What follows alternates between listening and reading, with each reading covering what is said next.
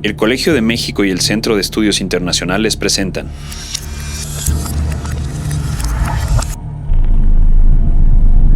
Spoilers del futuro con Fernando Nieto y Humberto Beck.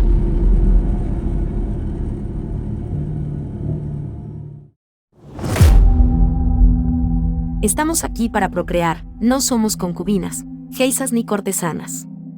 Somos úteros con 2 piernas, eso es todo, vasijas sagradas, cálices ambulantes. Hace unos días la presidenta de México, Claudia Sheinbaum, fue manoseada por un hombre. Ocurrió en segundos, una mano que se acerca, un gesto confuso, un roce que parece accidental o quizás no. Pero el detalle importa menos que el símbolo. Aún en la cúspide del poder político, una mujer puede ser reducida a su cuerpo. Aún siendo jefa de Estado, puede ser tocada sin su consentimiento. Aún representando una nación, puede ser tratada como un objeto. Ese instante resume para mí algo más profundo que un mero incidente. Nos recuerda que el género no es tan solo un asunto cultural o moral, ni un dispositivo meramente de interés académico, sino un eje estructural de la política. Que el poder, el verdadero poder, sigue teniendo cuerpo, y ese cuerpo casi siempre es masculino. La mano hacia la presidenta no fue solamente una falta de respeto personal, fue una revelación pública. Es decir, incluso cuando las mujeres ocupan el espacio de mando, el lenguaje del poder sigue escrito sobre sus cuerpos. Esta escena, tan breve como incómoda, me remite al mundo de Margaret Atwood, ese que nos narra en El cuento de la criada. En la República de Gilead, el Estado decide lo que las mujeres pueden hacer con su cuerpo, con su voz, con su vida. Su identidad no les pertenece, están definidas por su función, como madres, esposas, criadas. No se gobiernan a sí mismas, son gobernadas por medio de sus cuerpos. Lo más perturbador es que ese sistema no se impone con brutalidad inmediata, sino con rutina, con una sucesión de gestos y rituales que al acumularse convierten la subordinación en costumbre. La novela para mí es una advertencia contra la tentación de naturalizar la desigualdad. Nos dice que el poder no siempre se impone desde arriba, muchas veces se filtra en la vida cotidiana, en los gestos, en los silencios, en las miradas que no se atreven a protestar. Ese poder que convierte al cuerpo en una frontera política. Por eso el episodio con Sheinbaum me incomoda tanto, porque muestra que ni el cargo, ni la educación, ni el prestigio desactivan los reflejos del patriarcado. El hombre que la tocó, me imagino, no actuó contra la presidenta de México, sino contra una mujer. En su mente, el cuerpo estaba ahí, disponible. Y esa es la raíz de todo, la idea de disponibilidad, de acceso, de posesión. Atwood creo que lo entendió bien. Cuando una sociedad permite que unos cuerpos sean más vulnerables que otros, el autoritarismo empieza. El control del cuerpo, el de las mujeres, el de las minorías, el de los pobres, es la primera forma de dominio. Y cuando ese control se justifica en nombre del orden, de la seguridad o de la moral, ya estamos a un paso de estar en Gilead. Hoy, en distintas partes del mundo, el género se ha vuelto la frontera más caliente de la disputa política. El derecho al aborto se revierte, las políticas de igualdad y diversidad se ridiculizan, la educación sexual se censura, los feminismos se acusan de destruir a la familia. En redes sociales, los movimientos de Tradwives o de los incels reivindican una masculinidad perdida, mientras que líderes conservadores predican el regreso a los valores de antes. El género se ha convertido en el nuevo campo de batalla ideológica del siglo XXI. El asunto es central porque la democracia no puede existir si el cuerpo no es libre. Si la mitad de la población vive bajo la amenaza permanente de ser tocada, juzgada, silenciada o excluida. Claudia Sheinbaum, con toda su autoridad, representa el triunfo de una generación de mujeres que conquistaron el espacio público. Pero el episodio que sufrió nos recuerda que ese triunfo sigue siendo precario, disputado y vigilado. Y es por eso que creo que El cuento de la criada sigue siendo una lectura urgente. Porque su advertencia no es sobre un futuro hipotético, sino sobre un presente que habitamos. Uno en el que el género sigue marcando quién manda, quién obedece, quién tiene derecho a existir sin ser tocado. Y acabo con una pregunta. ¿Estamos acaso tan lejos de Gilead como nos gustaría creer? Ahora no puedo evitar ver el pequeño tatuaje en mi tobillo. Se supone que garantiza que nunca podré desaparecer en otro paisaje. Soy demasiado importante, demasiado escasa para eso. Soy un recurso nacional. ¿Qué onda? ¿Cómo están? ¿Cómo estás, Humberto? Muy bien, Fernando, ¿qué tal? Bien, bien. Oye, pues aquí muy contento de recibir a una invitada especial, a Melina Altamirano, profesora del Centro de Estudios Internacionales y colega muy querida. ¿Cómo estás, Melina? Hola, Fernando. Hola, Humberto. Gracias por la invitación. Muy contenta de conversar con ustedes. No, pues nosotros estamos encantados de que vengas a platicar sobre este libro que queremos comentar el día de hoy. El cuento de la criada pues de una autora que en realidad no necesita muchísima presentación, Margaret Atwood, una de las autoras quizá más conocidas de la ciencia ficción. Pero ¿por qué nos cuentas un poquito, Humberto, sobre Atwood? Es como, Margaret Atwood es un caso como Philip K. Dick, que es una autora que se ha vuelto muy conocida por el salto de su obra, de la literatura, a los medios. Y sobre todo conocida por la adaptación a una serie de televisión de su principal obra, o su obra más conocida, que es El cuento de la criada, que es la que vamos a hablar hoy. Pero bueno, Margaret Atwood es una escritora muy importante canadiense que nació en 1939 en Ottawa y que ha cultivado literatura en casi todos los géneros.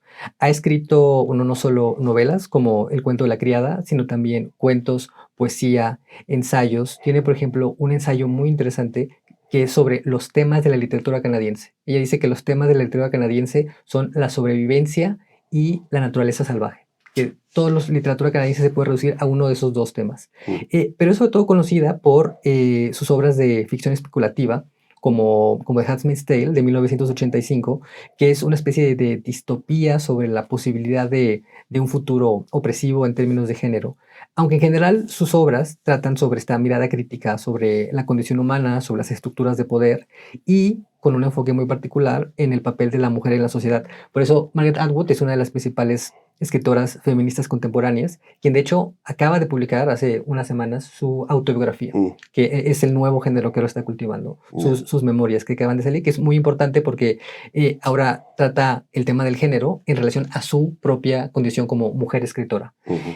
Pero el tema de nuestro episodio de hoy, en el que nos acompaña Melina Altamirano, es discutir precisamente su obra más conocida, que no es solo la más significativa en términos de ciencia ficción o de ficción especulativa, sino que también es un libro que se ha convertido en un emblema de la discusión del género como un tema político contemporáneo. Sí, en efecto. Digo, nada más para que estemos todos en la misma página. El cuento de la criada, lo que cuenta es una novela, es una historia que se sitúa en el futuro cercano en Estados Unidos. Estados Unidos ha entrado en una guerra y se ha fragmentado y ha sido sustituido por una serie de diferentes estados, y uno de ellos en particular es una teocracia que se llama la República de Gilead, que está fundada sobre una serie de principios religiosos totalitarios, ¿no?, que están un poco inspirados en las sociedades puritanas que originalmente poblaron Nueva Inglaterra. Es interesante también porque la historia sucede en Cambridge, que es donde está actualmente la Universidad de Harvard, y es pues uno de los bastiones, pues digamos, de la cultura liberal norteamericana. Es interesante como pues eso, como el contraste. En fin, la novela está narrada en primera persona por una mujer que se llama Offred en inglés, de Fred en español, diríamos la traducción, que es literalmente, digamos, su nombre real ha sido sustituido por pues un posesivo, ¿no? Es la persona de Fred. La propiedad de Fred. Exacto. Y esta narradora, pues esta mujer es una criada. Es una criada con fines reproductivos. Esa es su función, es ser una especie de útero pues que está a disposición de una familia. Ella está en la casa de un comandante Fred. Antes estaba en otra, ¿no? Y pues va contando un poco la historia y sus visiones de cómo esta nueva sociedad, la República de Gilead, está siendo organizada y cuál es su papel digamos, ella frente a esa nueva sociedad. Hay una cosa interesante porque todo el tiempo está la historia contada como en dos momentos, ¿no? Como que hay una historia de lo que está pasando en ese momento y las reflexiones sobre su pasado, lo cual es todavía más interesante el contraste entre esta vida en esta teocracia completamente opresiva para las mujeres y pues la vida en los 80, que me imagino que es la que ella está narrando, ¿no?, de esta historia un poco más liberal. Bueno, el asunto es que tras la instalación de Gilead, esta mujer es separada de su familia, es obligada a convertirse en esta criada reproductiva para esta pareja de élite. El asunto es que en Gilead hay un problema de fertilidad, ¿no? Nos cuentan que a partir de la contaminación, la población empezó a perder fertilidad y eso generó las condiciones que dan pauta a esta a esta nueva política, en la que la fertilidad femenina se ha convertido en una especie como de recurso del Estado. Las mujeres fértiles son asignadas como criadas para engendrar hijos que no pueden tenerlos con sus esposas. Entonces, es interesante cómo esta novela va explorando una serie de temas asociados con la pérdida de autonomía femenina, ¿no? Cómo el cuerpo se convierte en un instrumento más del Estado, en un campo a colonizar por el Estado, ¿no? Cómo la reproducción del cuerpo de la mujer, cómo la reducción de la mujer es a sus funciones básicas, ¿no? Porque no solamente, por cierto, las criadas reproductivas, todas las mujeres en esta república tienen una función distinta, ¿no? Las esposas, su función es esa, ser esposas, ¿no? Ser acompañantes. Las sirvientas, su función es esa, son las famosas martas. Trabajo, ¿no? Doméstico. Exacto. Solamente. Es más, están clasificadas por colores. Ajá. ¿No? Las esposas son azules, las criadas reproductivas son roja y las martas son verde claro. ¿No? Su vestimenta. Exacto, su vestimenta. En fin, se explora, digamos, como esta lógica de la reducción de la mujer y de su cuerpo, de su sexualidad a estas funciones. Y cómo hay también un tema de cómo la narrativa personal se va a convertir en una especie como de resistencia individual ante este sistema opresivo, ¿no? Entonces, bueno, yo creo que es una novela fascinante. Yo creo que además es una novela que debería de leer todo el mundo, por cierto. Así es. Como muchas otras novelas con tinte feminista se piensa que son solamente para mujeres, lo cual creo que es una idea completamente errónea. Es una novela que hay que leer por todos, ¿no? Pero bueno, no sé, ¿cuáles son sus impresiones, Melina? ¿Tú qué opinaste de la novela? Creo que hay muchas dimensiones de análisis que podríamos tomar y ya has adelantado varias, Fernando. Retomo quizá este punto del contraste, cómo está estructurada la novela. De Offred realmente no conocemos nunca su nombre y eso también es muy, muy interesante y muy revelador de la lógica del régimen que está construyendo Atwood.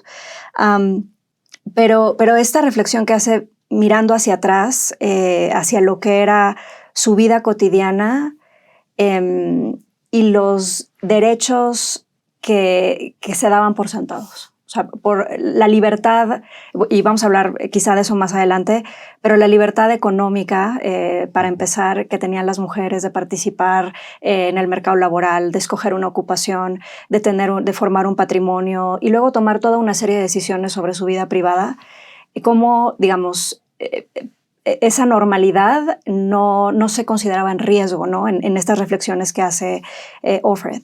Pero también empezamos a ver, me parece, evidencia, digamos, o ilustraciones de la gradualidad en la que pueden ocurrir estos cambios políticos.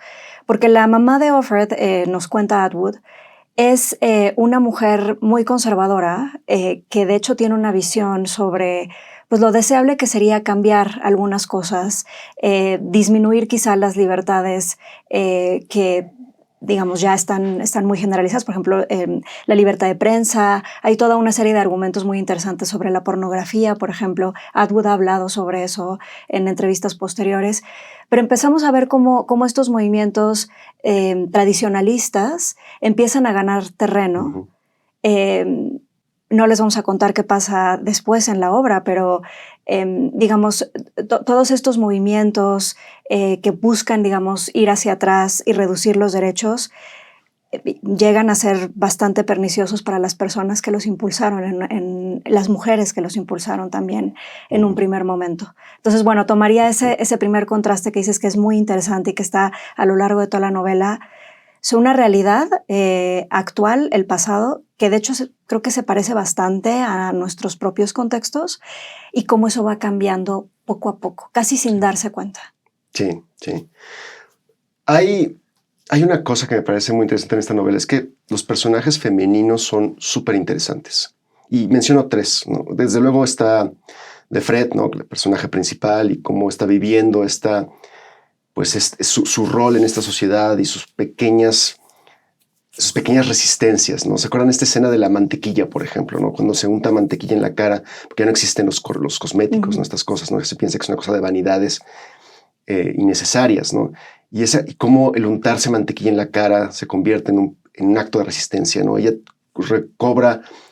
retoma control sobre su cuerpo otra vez, ¿no? Pero luego hay otros dos personajes que me parecen fascinantes. Uno es Serena Joy, la esposa del comandante, que nos cuentan que era, de hecho, una predicadora de estos valores tradicionales, ¿no? Ella era una... Pues eso, ella promovía este tipo de cosas. Y hay una cosa súper interesante de cómo se convierte en una víctima más de ese mundo opresor en el que ella, pues sí, tiene privilegios por ser la esposa de un comandante, ¿no? Y tiene su jardín muy bonito y todas estas cosas.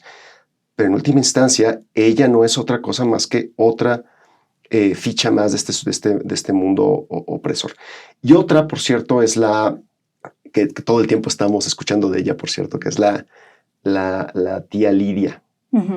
Una mujer cuyo trabajo es indoctrinar los valores de esta nueva sociedad dogmática contra las mujeres en las criadas reproductivas.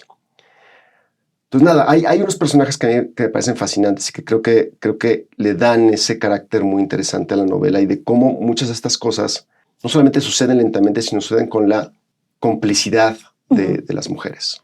Y a mí lo que me parece fascinante de la novela es cómo, y que creo que es la dimensión propiamente de ciencia ficción, en un sentido amplio del libro, es que la novela es una respuesta a la pregunta de ¿qué pasaría si? En este caso es ¿qué pasaría si sucede una coyuntura que provoca que las tendencias sexistas, patriarcales, que ya están ahí, pero más o menos relativamente contenidas, se convierten en lo que potencialmente siempre han sido, que es una especie de fundamentalismo, pero no islámico, sino cristiano occidental. Y lo más interesante, a su vez, en términos propiamente de ciencia ficción clásica, es que de acuerdo con la novela del cuento de la criada, la coyuntura que permite esa transformación, o como esa como decirlo, liberalización del potencial totalitario de la ideología conservadora que se puede derivar de una cierta interpretación del cristianismo, la coyuntura para que suceda eso es una especie de catástrofe ecológica en cámara lenta. Esta catástrofe ecológica es que por efectos de la contaminación ambiental se va reduciendo el índice de fertilidad. Es una premisa muy parecida a la de Children of Men, que es la película de Cuarón, que está basada sobre en una novela de ciencia ficción previa, de una autora que se llama, una autora que también es mujer, que es P.G. James, y la premisa es la misma. La contaminación desaparece, la fertilidad en el caso de Children of Men desaparece por completo, en el caso de Cuento de la criada es una disminución gradual, pero esa disminución o esa desaparición de la fertilidad es la coyuntura para la llegada de una sociedad totalitaria. Y lo que vemos en la novela es la sociedad totalitaria que imagina Margaret Atwood, que está ahí siempre como una posibilidad de la ideología conservadora, en este caso norteamericana. No es algo que sale de la nada. Es una posibilidad siempre latente de lo que podría derivarse de la ideología, digamos, más mainstream, en este caso en Estados Unidos. Y lo más inquietante de todo es que parece que ahora estamos en una especie de coyuntura en la que empezamos a ver rasgos de una transformación que nos recuerda lo que pasa en la novela. Sí, a ver, el tema, y por eso es que Atwood a veces es llamada una visionaria, ¿no? O sea, casi una profeta, y esto se lo preguntan muy, muy frecuentemente, porque efectivamente esta caída de la fecundidad ligada a unas modificaciones graves del medio ambiente, no se está hablando de cambio climático necesariamente, pero definitivamente nos resuenan en ese sentido a los lectores actuales, a las lectoras actuales. Entonces, eso lo hace muy, muy pertinente, muy actual. La novela es muy, muy actual. Pero quisiera también decir que otro apunte que hace Atwood frecuentemente es que ella se refiere para, digamos, la construcción de las escenas que vemos de opresión, los dispositivos de control que están en la novela, digamos, incluso los actos que nos parecen más horroríficos o de verdad traumáticos, digamos, para las mujeres que son los personajes principales. El ritual del pues no sé cómo llamarla, de una violación ritualizada. Exactamente, ¿no? exactamente. Lo que dice Atwood, la autora, es que fue muy cuidadosa en documentar experiencias históricas de diferentes partes del mundo, incluido el mundo occidental. Entonces, un poco, y esto se me hace muy potente, no hay ficción, pero no necesariamente son estos abusos y estos actos de opresión. Le importaba mucho reflejar y retratar actos que ya han ocurrido en el pasado. Y entonces, efectivamente, esto puede repetirse en cualquier momento. Y otro apunte que me parece también muy importante es su reflexión sobre si estos periodos de igualdad a veces se pueden volver paréntesis en una continuidad en la que estas jerarquías de opresión pues han existido durante la mayor parte de la historia, y no estamos hablando solamente del mundo no occidental. Claro, ¿no? es esta novela lo que presenta, esta visión teocrática, patriarcal, totalitaria, es en cierto sentido, como dices, Melina, una estilización de cosas que de hecho suceden o que de hecho han sucedido. Sí, claro, la Revolución Islámica. Ese es el contexto. Un poco la propia Atwood dice, el contexto de esta novela, recordemos, una novela que se publicó en el 85, el contexto de esta novela es la Revolución Islámica en Irán, donde pasó algo parecido. Es decir, una sociedad quizás la más moderna, entre comillas, o de las más liberales, entre comillas, en el sentido de las costumbres, no necesariamente políticamente, digamos, del suroeste de Asia. Irán se convirtió en una teocracia opresiva de las mujeres. Pero lo que está diciendo Margaret Atwood, diciendo, ojo, digamos, eso que pasó allá, la política norteamericana lo quiere ver como una especie de alteridad enemiga. Pero ojo, este potencial de una reversión repentina de las costumbres en pleno finales del siglo XX es una potencialidad que también puede suceder acá. Y por eso el hecho simbólico que haya escogido que suceda en la zona de Cambridge, Boston, en Massachusetts, que es justamente la zona de los puritanos originales, diciendo, nosotros también acá tenemos nuestros teócratas y acá tenemos una tradición de hechos históricos, por ejemplo, la quema de brujas y la persecución de las mujeres por temas de disidencia sexual o de autonomía corporal. Todo eso está aquí en el aire. Y solo basta una chispita para que tengamos nuestra república teocrática de Gilead. No de Irán, pero de Massachusetts. El problema no era solo con las mujeres, dice. El principal problema era con los hombres. Ya no había nada para ellos. Nada, digo. Pero tenían. Ya no había nada que hacer para ellos, dice. La otra vez estábamos platicando, Humberto y yo, y decía Humberto, y creo que con toda la razón, que el género junto con la migración, que eran temas que hasta hace relativamente poco pensábamos como secundarios, ¿no? Como una cosa como que no era central en términos de las discusiones de los grandes temas de la discusión política, de la teoría política, y que ahora, pues no, los dos, tanto la migración como el género, son o parecen ser temas que atraviesan todo. La discusión sobre el medio ambiente, sobre la energía, sobre la igualdad, sobre la democracia, sobre la regresión autoritaria, todo esto está atravesado por una lógica de género, ¿no? Y en ese sentido, pues parece que sí, que estamos ante uno de los nuevos ejes de la disputa política internacional contemporánea. Y por eso creo que vale mucho la pena que nos platiques un poquito, Melina. Bueno, para quienes nos están escuchando, Melina acaba de escribir, está presentando ahora un libro que escribió que se llama Derechos Inciertos, Género, Políticas Sociales y Demanda de Servicios de Cuidado en México. Un libro que está publicando el Colegio de México y que vale mucho la pena que lo lean. Estamos aquí recomendando ya 2 libros, más, porque siempre recomendamos más, y películas. Pero no sé, platícanos un poquito sobre tu libro, Melina, y sobre todo un poco a la luz de esta gran pregunta, ¿por qué vale la pena, por qué es importante hablar de género en 2025? Bueno, un amplísimo cuerpo de la literatura nos diría que este tema siempre fue central, simplemente que no tenía esa misma centralidad en nuestras agendas de investigación, como tú dices, en las discusiones, en las altas discusiones sobre los temas que se consideraban cruciales, ¿no? Tanto económicos como políticos y sociales. Pero yo creo que hay un argumento ya muy bien establecido de por qué en realidad siempre ha sido central. Y ahí me gustaría dar un paso atrás y recordar cómo el género es una dimensión fundamental para comprender las dimensiones básicas del funcionamiento de las sociedades, lo cual ilustra la novela de la que estamos conversando hoy de manera muy clara. Ha habido históricamente una división sexual del trabajo, en las cuales hay roles asignados para, de manera, si queremos hablar de una división binaria para empezar, entre mujeres y hombres, quién hace el trabajo remunerado y quién se dedica a actividades de trabajo no remunerado, que se refieren al cuidado de las personas dependientes, que pueden ser niños, personas mayores, personas en discapacidad, que siempre una población que está en cualquier sociedad históricamente y que tiene una serie de necesidades.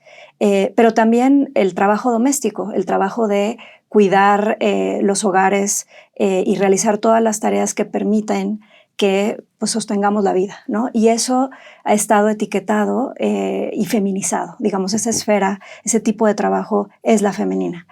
Y entonces esta división sexual pues, tiene una estrecha vinculación con la participación económica, la participación laboral y, por supuesto, la participación política de las mujeres, ¿no? Estos roles asignados crean expectativas, generan prejuicios y también pueden constituir obstáculos para que las mujeres participen plenamente y en condiciones de equidad en estas actividades en las que van más allá de la esfera familiar. Un resultado es que pensemos, y eso habría que recordar lo actual que sigue siendo, que la esfera pública es masculina y la privada es femenina. Y eso es una regularidad histórica. Este ordenamiento social sucede en contextos, distintas latitudes, niveles de ingreso. Nos podemos ir a diferentes momentos de la historia, hay gran variación, pero es muy notable encontrar un pasado que se parece así en muchas de estas sociedades, las que consideramos, entre comillas, avanzadas en algunas de estas agendas, y en otras latitudes estamos hablando de ordenamientos muy tradicionales. Y lo que me parece muy importante enfatizar es que los gobiernos, vinculándolo ya con el sistema democrático, si queremos hablar de regímenes en particular, pues los gobiernos van a tener visiones sobre estos ordenamientos sociales. Los gobiernos tienen visiones sobre lo que es deseable, sobre cuáles son los roles de género, sobre lo preferible o no, lo deseable o no, que es que haya esquemas de ciudadanía igualitaria y cuál es el papel del Estado al respecto. Y creo que la novela ilustra un movimiento de una élite hacia una visión diferente a la del pasado de Offred, donde, digamos, hay una igualdad de derechos, una búsqueda de igualdad económica, y donde esta élite llega a otra conclusión sobre lo deseable que es otro tipo de arreglo, y podemos hablar de las razones de ello, pero creo que eso lo hace muy importante. Entonces, ¿cuál es la pertinencia en sociedades democráticas de leer esta obra y reflexionar al respecto?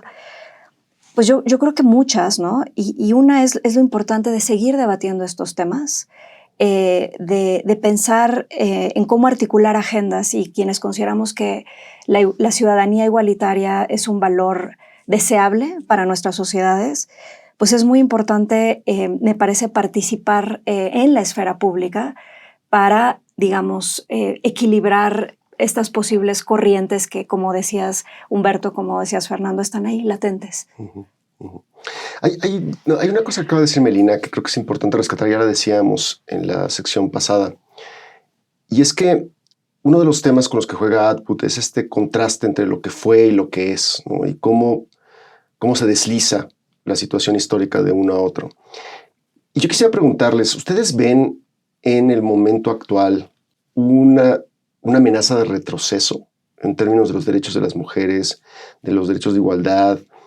Digamos, porque estamos viendo como señales, ¿no? Están los casos paradigmáticos, ¿no? En Estados Unidos, por ejemplo, la reversión del fallo de este caso muy famoso, ¿no? De Roe versus Wade, que era pues, un caso que permitía, que era garante de los derechos de aborto en Estados Unidos. Estamos viendo como Donald Trump, por ejemplo, ¿no? Se burla de las políticas de diversidad y de equidad.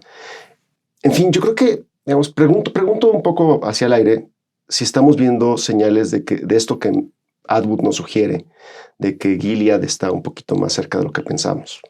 Yo creo que sí, porque lo que ha sucedido en los últimos 10, 15 años es que hubo un salto cualitativo en el feminismo como movimiento político.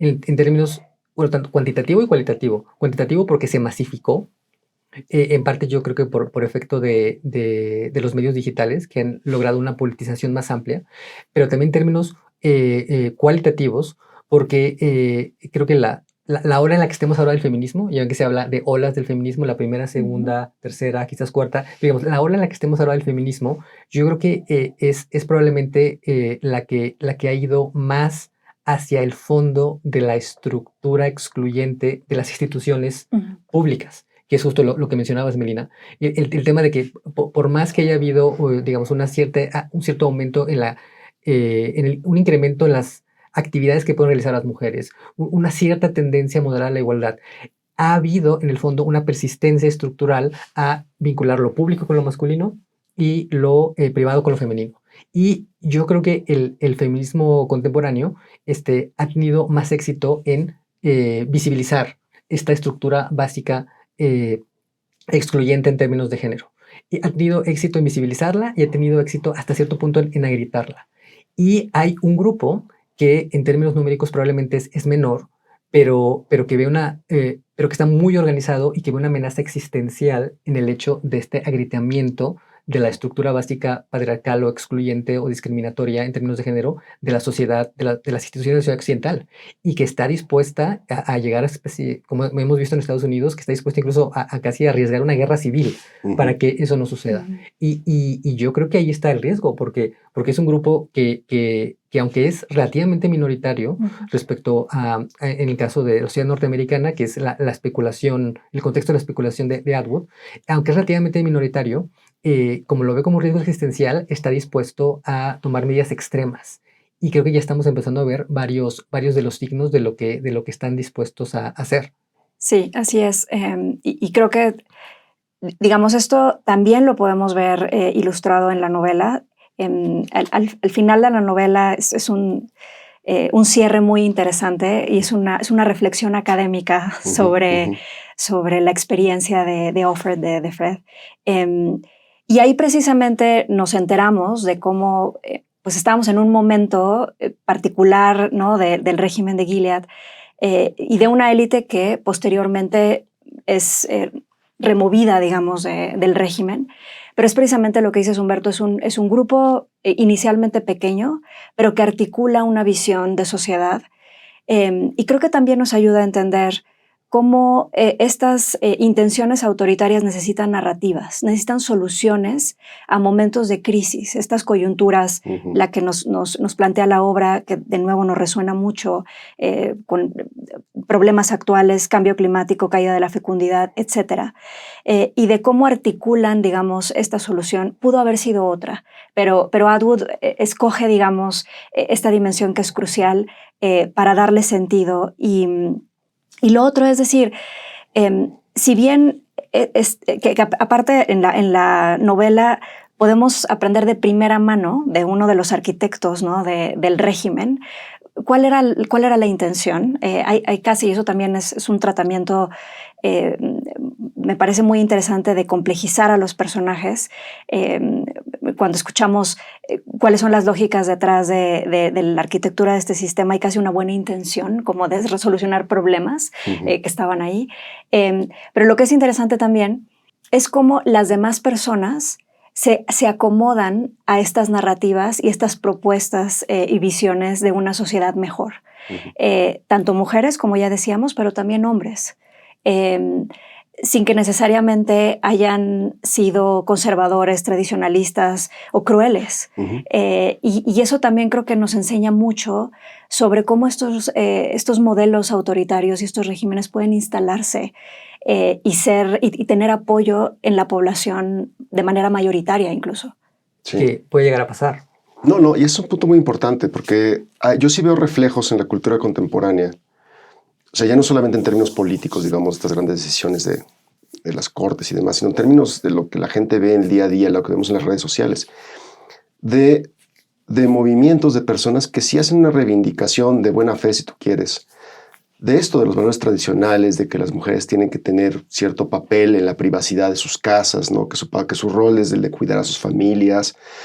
Me viene a la cabeza dos ejemplos, uno, si ustedes quieren, medio banal, y el otro dramático. Uno es el de las Stradwives, que se han hecho muy famosas en redes como TikTok, ¿no?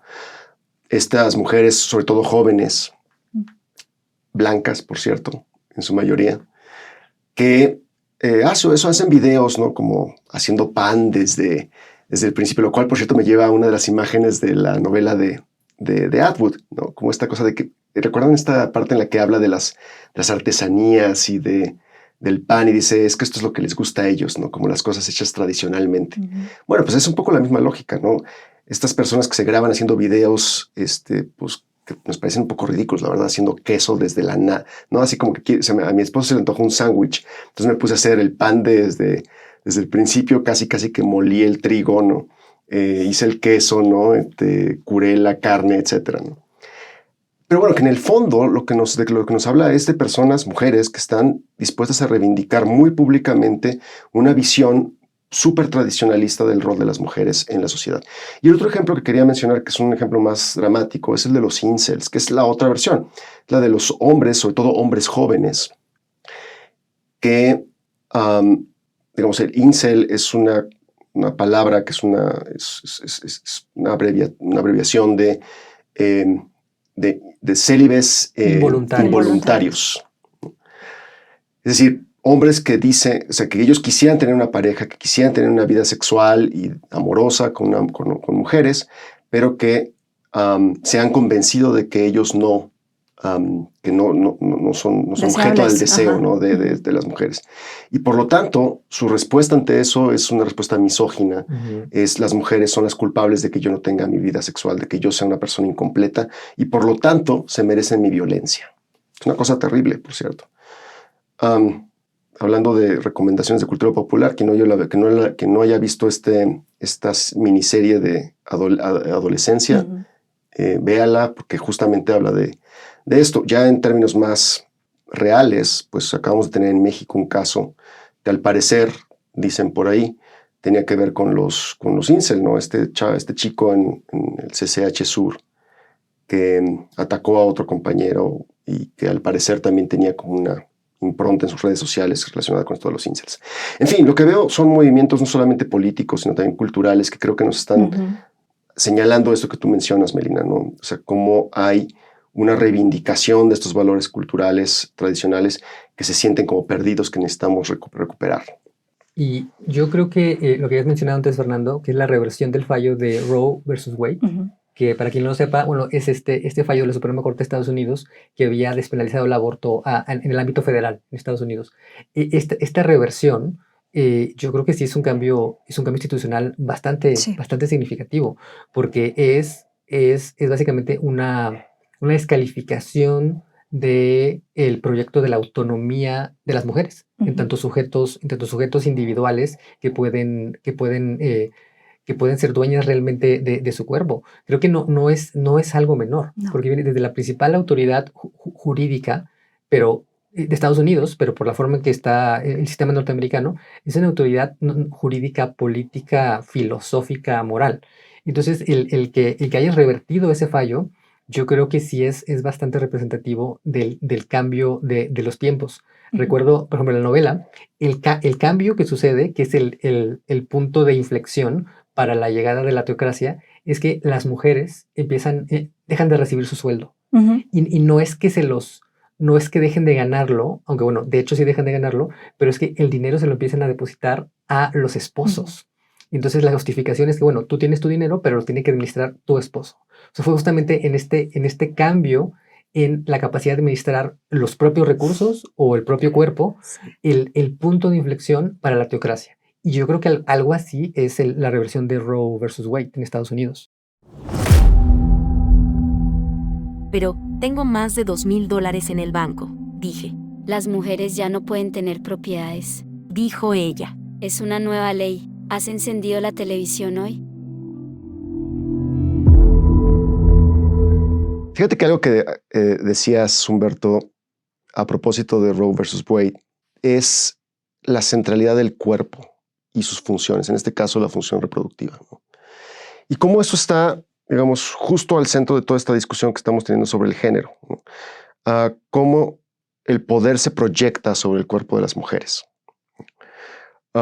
y por lo tanto cómo el cuerpo se convierte en un espacio de disputa política. Y creo que eso lo vemos clarísimo en el caso de la fertilidad, ¿no? En el caso de las mujeres en la novela de Atwood. Las decisiones sobre cuándo, cómo tienen hijos o no, todo se convierte en una cuestión de Estado, una cuestión regulada, una cuestión que es sujeto de las políticas públicas, de rituales, algunos súper violentos, por cierto. Pero bueno, digamos, como que nos habla de un punto central que tiene que ver con cómo en la novela las mujeres, o al menos un sector de ellas, las mujeres fértiles, se ven como un instrumento, una especie como de maquinaria reproductiva, desprovista de autonomía y de dignidad, pero que está al servicio de los intereses de este nuevo régimen fundamentalista. Yo me pregunto si podemos ver reflejos también de eso actualmente, es decir, de cómo el cuerpo se convierte en un ámbito de acción del Estado, de interés político. ¿Y dónde ven ustedes, si es que lo ven acaso, en ejemplos concretos actuales? Pues yo creo que el ejemplo de este fallo que se revierte en términos del derecho a la interrupción del embarazo es una ilustración muy, muy clara, como ya platicamos. Ahora estamos viendo en Estados Unidos precisamente la diversidad de acciones de los gobiernos subnacionales y cómo se han posicionado al respecto. Y el activismo, ¿no? de grupos de mujeres que están buscando otras maneras. Recordar que, como ya decías, Humberto, era un fallo fundamental para, digamos, la concepción en Estados Unidos sobre los derechos de las mujeres, y se consideraba, yo creo que impensable una década atrás que eso se pudiera mover, ¿no? Como una decisión que marcaba un precedente para el futuro. Entonces, yo creo que ese tema es muy importante, pero también lo vemos en nuevas agendas. Hablaba ya Humberto de la nueva ola del feminismo en la que estamos, ¿no? Y esta búsqueda de estar en el espacio público, hay toda una serie de argumentos por la representación de distintos cuerpos, el derecho a transitar en el espacio público. Tú abrías precisamente con una ilustración sobre cómo todavía no es una realidad, incluso en el centro de nuestro país, ¿no? La presidenta de la y República. La presidenta de la República, ¿no? Entonces, me parece que ahí está, ¿no? El elemento del cuerpo como la base de esta diferenciación fundamental que ordena todavía las sociedades, ¿no? De alguna manera. Y como decíamos antes, los gobiernos se van a pronunciar de diferentes maneras, ya sea en términos de proteger las libertades, de intervenir de manera muy, muy patente para facilitar que las mujeres transiten en el espacio público, lo hagan con seguridad, que por supuesto accedan a la interrupción del embarazo, o bien para revertir y reducir esas libertades. Entonces, yo creo que es un tema muy, muy actual. Algo que me parece muy interesante de la novela es que en términos del cuerpo, es que las mujeres son, digamos, en esta sociedad totalitaria de Gilead, son, digamos, como sectorizadas en grupos corporativos, que cada uno tiene una función, Sí. pero que de hecho cada una de las funciones de esos grupos corporativos se puede decir que es como la función de una parte del cuerpo. O sea, lo que hace por ejemplo, están las criadas reproductivas, que básicamente son la mujer reducida a un útero. Pero luego también están las empleadas domésticas, las martas, que son las mujeres reducidas a unas manos. Y luego está este otro sector que se llama las Jezebels, que son las mujeres que se dedican exclusivamente al trabajo sexual, que son las mujeres reducidas a los órganos reproductores o a las características sexuales, ¿no? No la reproducción, pero sí la sexualidad. Lo que hacen entonces en la sociedad de la novela es un poco como un desmembramiento del cuerpo femenino. Y entonces a diferentes sectores de mujeres se les identifica solo con esa parte. Entonces se les despersonaliza, obviamente se les destruye la autonomía y se les convierte solamente en la extensión de una mano, de un útero, etc. Ahora, lo que me parece interesante, trayéndolo a la discusión contemporánea, es que algo parecido, pero en términos generales, parece estar sucediendo con la tecnología. Hay algo en la tecnología que nos está también como descorporizando o como desmembrando o que bueno, todo lo vimos en la pandemia con la virtualidad. Y entonces yo creo que la pregunta es, ¿cuáles son los efectos positivos o negativos que puede tener estos procesos como de descorporización o desmaterialización que produce la tecnología digital en términos de la autonomía femenina? Sí, sí, fíjate que ese es un tema interesante. Nuestra relación con la tecnología, o sea, nuestra relación corporal con la tecnología y cómo eso también va difuminando las fronteras tradicionales que pensábamos entre digamos, el cuerpo como ese reducto último de la individualidad y el resto, ¿no? Digamos, como el mundo público. Y sí, lo puedes ver no solamente, digamos, en el caso de las mujeres, sino más en términos más generales, como ahora dependemos de todo tipo de dispositivos que nos están regulando nuestras funciones orgánicas todo el tiempo. Nosotros estamos conectados a smartwatches y cosas por el estilo que nos dicen cuándo comer, cuándo es adecuado que vayamos al baño, cuál es nuestro ritmo cardíaco, etcétera, que no es otra cosa más que una tecnificación del cuerpo, ¿no? Y por lo tanto, eso tiene como dos consecuencias importantes. Uno, que el cuerpo se convierte en otro ámbito de control. En este caso, de un aparato que, por cierto, funciona con un software que hizo una corporación que vete tú a saber qué intenciones tenía. Y la otra es que tiene consecuencias comerciales, porque toda esa tecnificación del cuerpo se convierte en datos que son súper valiosos, porque con esos datos descubres cuándo es que la gente tiene hambre, cuándo es que la gente tiene sobrepeso, cuándo es que la gente menstrua. Y todo eso se convierte en información de marketing. Entonces sí, yo creo que hay una cosa muy interesante ahí de cómo el cuerpo está dejando de ser este reducto de la individualidad, de la privacidad y la intimidad, y se está convirtiendo en otro espacio público de disputa. Yo creo que los efectos de esa tecnología digitales son muy ambivalentes. Yo, como mencionaba en el fragmento anterior, creo que en parte el crecimiento del feminismo como movimiento social, como movimiento político, tiene que ver con la tecnología digital. Porque justo el descorporeizar el encuentro y la transmisión de la información, la potencia. Y entonces más gente puede enterarse de ciertas cuestiones. Pienso, por ejemplo, yo soy de Monterrey. Y en Monterrey realmente estos temas históricamente no son muy presentes, estos temas progresistas o que tienen que ver con el feminismo, pero recientemente en Monterrey sí ha empezado a haber un cierto movimiento feminista en mujeres más jóvenes y tiene que ver con que por internet han estado expuestas a esta información, a estos textos que de otra manera probablemente no lo hubieran estado. Entonces digo que hay un efecto positivo en términos progresistas. Pero por otro lado, hemos visto que las mujeres son las más vulnerables con las nuevas, por ejemplo, posibilidades de la transmisión de imágenes íntimas o privadas, ¿no? Como forma de chantaje o de venganza. O estos, los deepfakes que se utilizan. Son precisamente las mujeres las que son más vulnerables a la explotación negativa de estas posibilidades tecnológicas. Sí, yo quería preguntarle algo a Melina, por cierto, aprovechando lo que dices, Humberto, porque también hay una cosa como del cuerpo femenino, como en términos de desigualdades, ¿no? Permanentes. Y pienso, por ejemplo, en cómo hay toda una discusión sobre la menstruación digna, por ejemplo, ¿no? Y de cómo hemos creado un sistema que es profundamente injusto con la mitad de la población por el simple hecho de que no tomamos en consideración eso, ¿no? Que la mitad de la población pues pasa por un proceso natural, orgánico, ¿no? Que tiene que ver con la menstruación. Ese es un ejemplo de otros. Otros que se me ocurren es el hecho de que la investigación médica es comparativamente menor, o sea, ha sido menos avanzada en el caso de las mujeres que en el de los hombres por el simple hecho de que toda la economía política de la medicina está atravesada por una lógica de género, ¿no?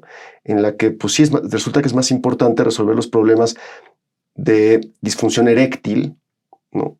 Alguien dicen por el chiste, ¿no? Que si los hombres tuvieran que menstruar, hace mucho hubiéramos una pastilla que hubiera limitado los efectos de la menstruación, ¿no?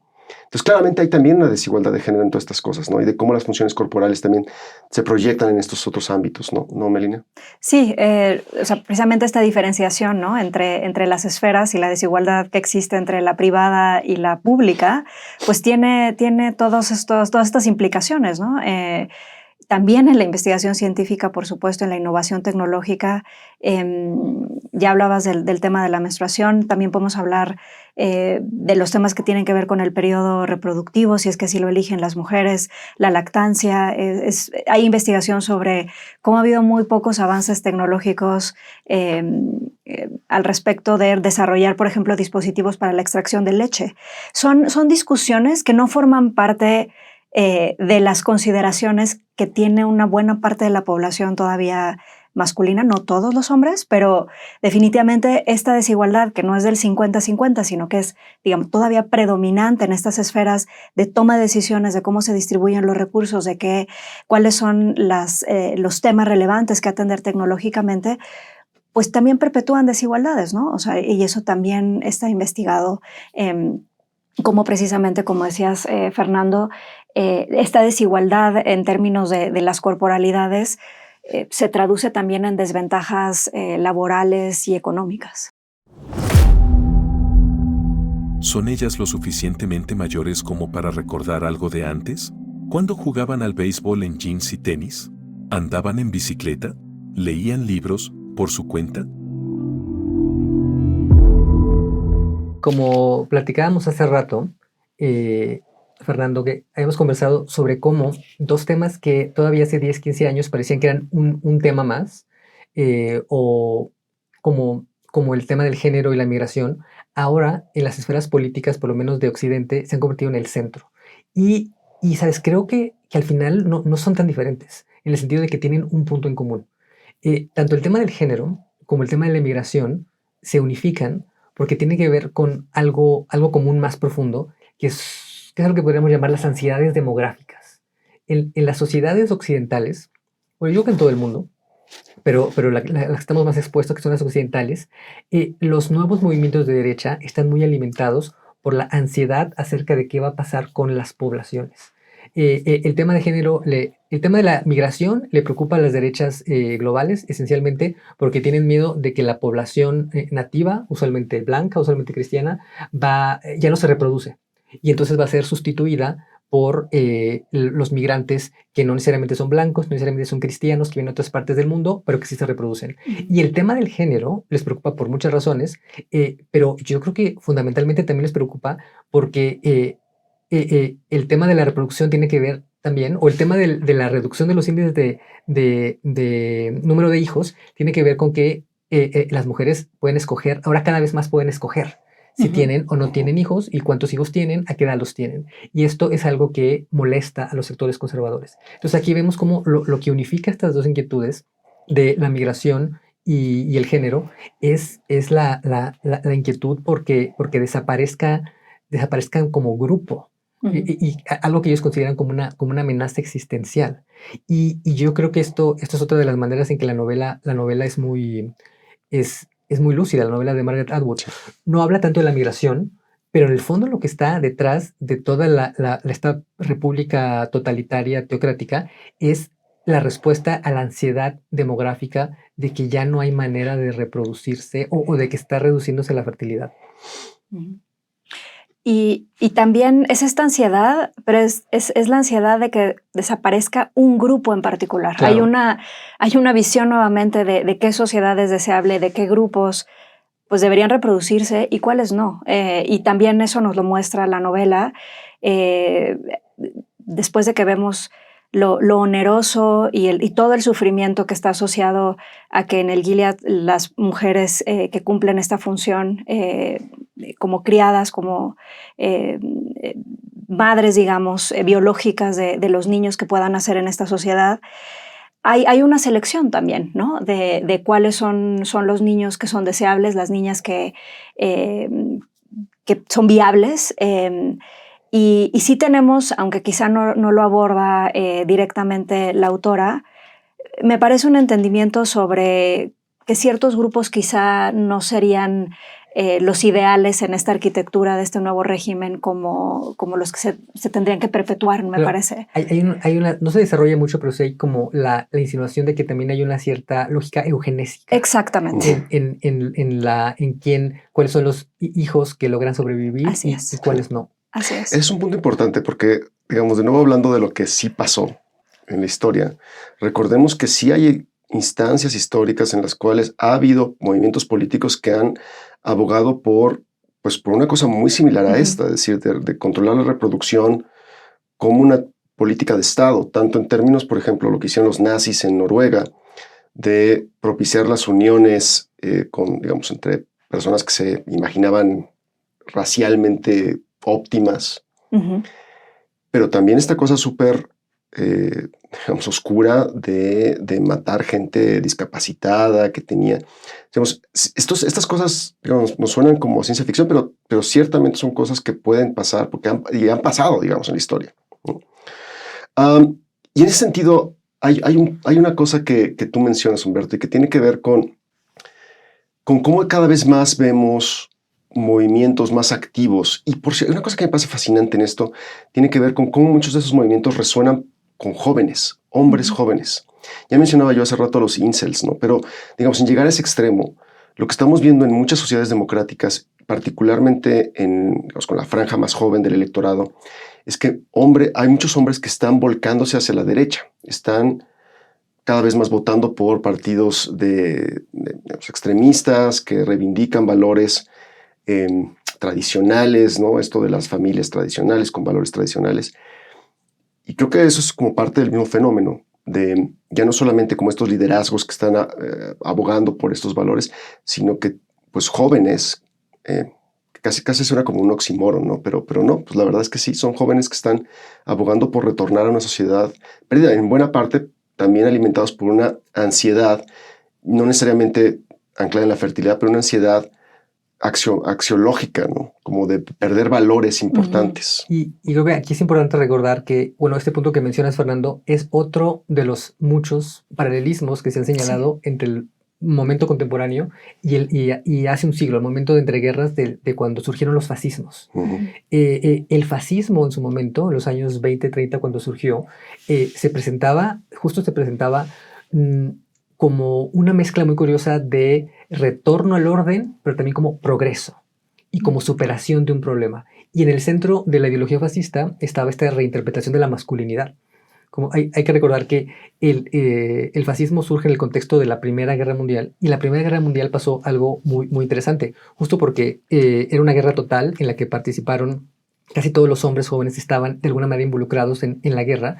Las mujeres empezaron a trabajar más y empezaron a ocupar puestos de trabajo de los hombres. Y esto generó una ansiedad de género en los hombres, que se sentían desplazados, que se sentían disminuidos. Y de ahí en parte un poco esta hipermasculinidad del fascismo, como reacción a la ansiedad que causaba el hecho de que las mujeres estaban haciendo las cosas que se supone que no podían hacer, y que las mujeres podían hacer labores productivas que por la coyuntura tuvieron que hacer, pero que se demostró que le podían hacer. Por eso también esta es la coyuntura para que en varios países empezara a hacerse la extensión del derecho al voto universal a las mujeres. Entonces estamos viendo aquí, yo creo que algo más o menos análogo. Y aquí lo que quisiera recordar es que nosotros asociamos usualmente la modernidad con algo normativamente positivo. Y la modernidad es solo, esa dimensión normativa positiva, por ejemplo, que la modernidad es liberación, la modernidad es autonomía, la modernidad es igualdad. Eso es una posibilidad de la modernidad.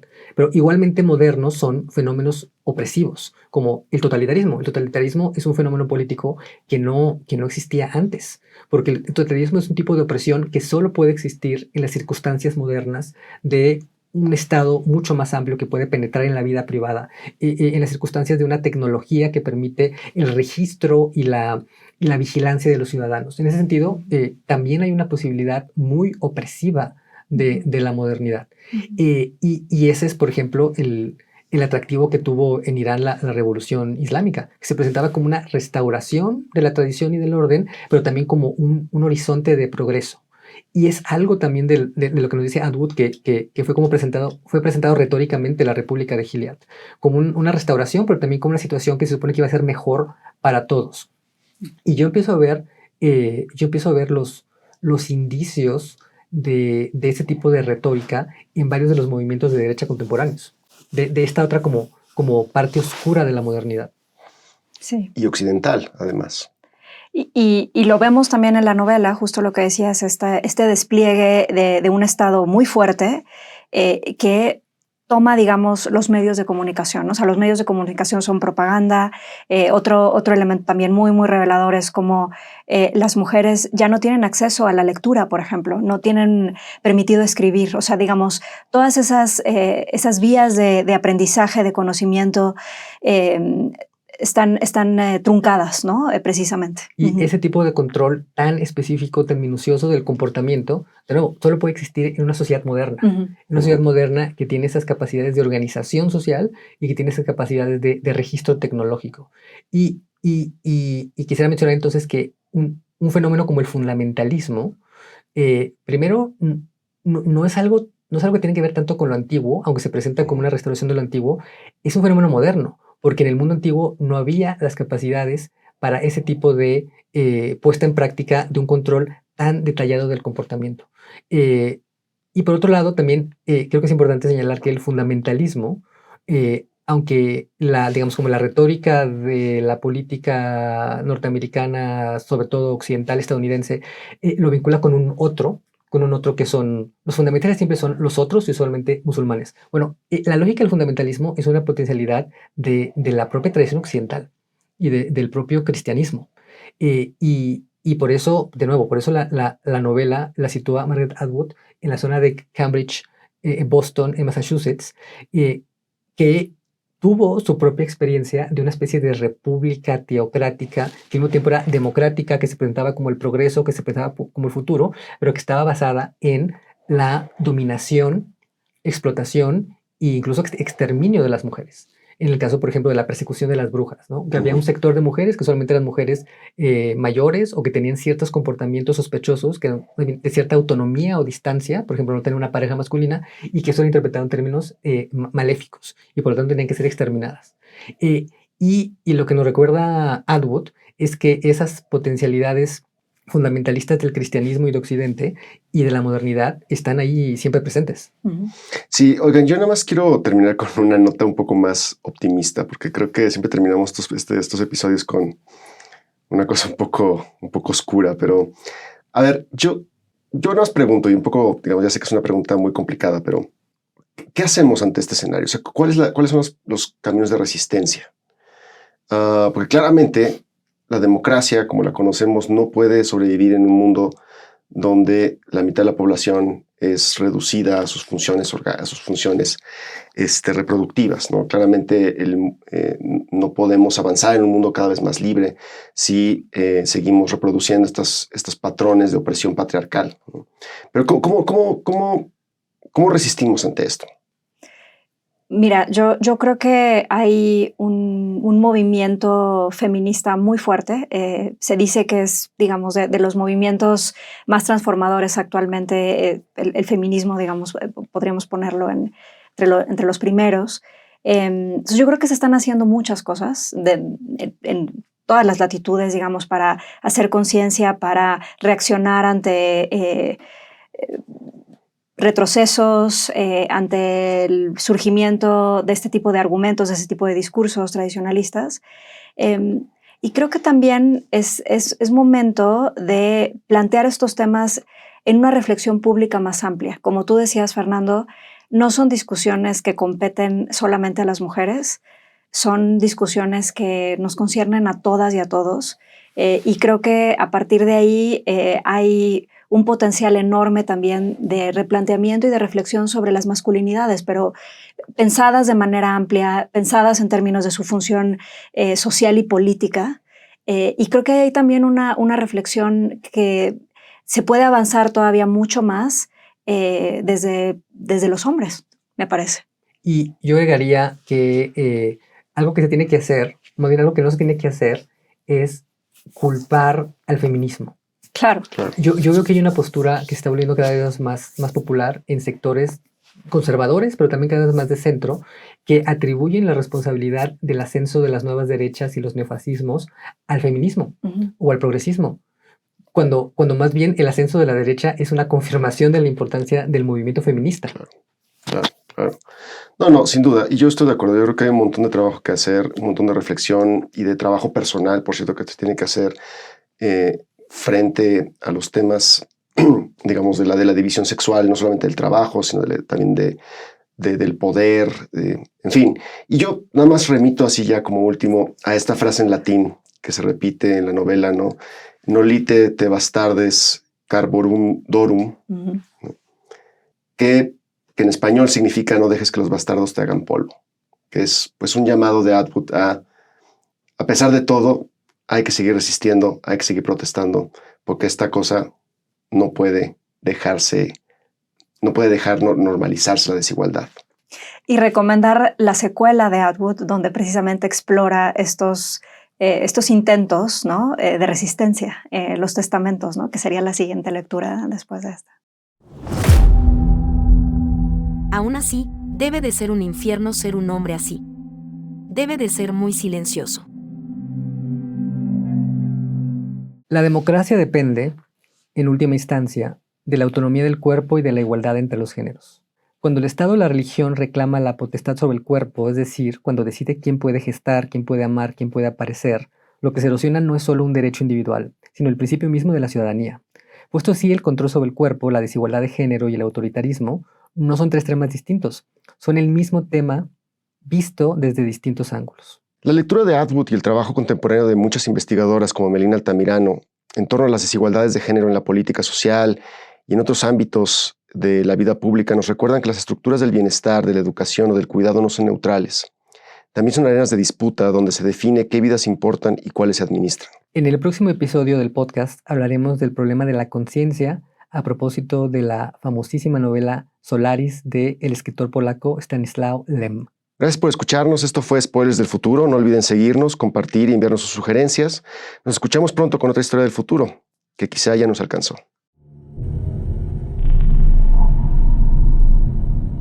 Esto fue una producción de la Coordinación de Educación Digital del Colegio de México.